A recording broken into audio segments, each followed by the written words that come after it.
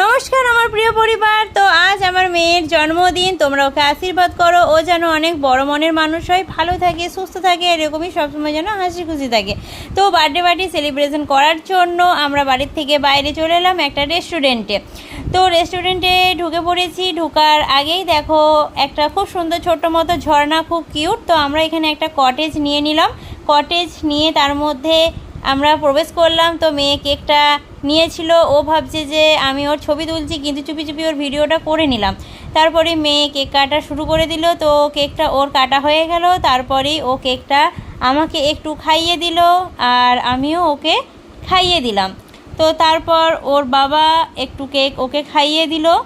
তো এইভাবেই কেক কাটার পর্ব শেষ হলো। তো কেক কাটার আগে আমরা একটু স্ন্যাক্স অর্ডার দিয়েছিলাম। তো দেখো এখানে সার্ভ চলছে। তো তার করতে করতেই ডিনারও চলে এসেছিলো। তো ডিনার সেরে নিলাম।